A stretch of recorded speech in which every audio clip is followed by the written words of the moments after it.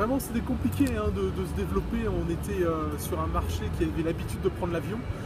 Donc Eurostar, depuis le début, a beaucoup investi sur le service aux clients et sur une différenciation très très forte entre donc la classe qu'on appelle standard, ce qui est la seconde classe et qui est, je dirais, en concurrence avec les low cost airlines, les aériens low cost.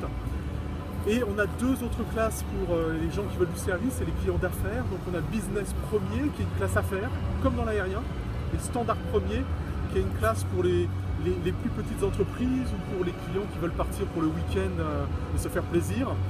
Et donc on a une énorme différenciation de nos services et à bord du train on va vous servir un repas si vous êtes en business premier ou en standard premier.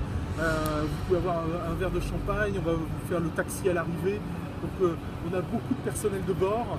Et pour moi, Eurostar, ça doit être un plaisir. Pour nous, c'est le bon moment pour aller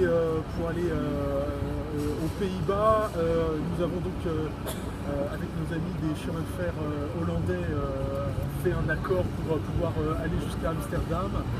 Et nous pensons que nous pouvons le faire de manière économiquement positive pour nous.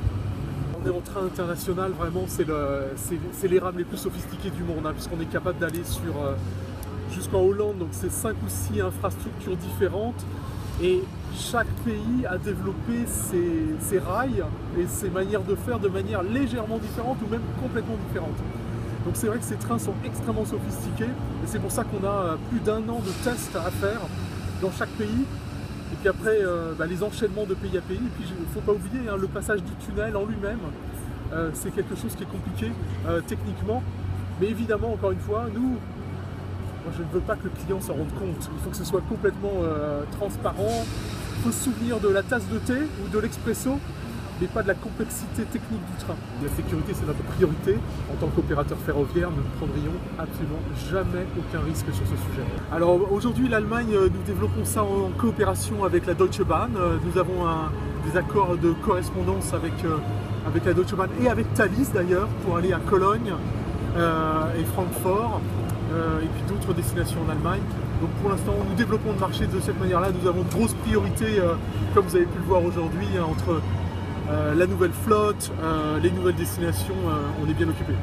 C'est vrai qu'il y a une nouvelle ligne à grande vitesse et qui va réduire les temps de parcours vers non seulement Bordeaux, mais vers la Bretagne.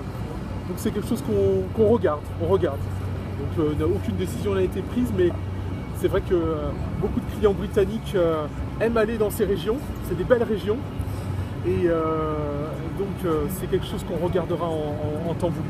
Tout l'argent que nous gagnons, c'est l'argent de nos clients.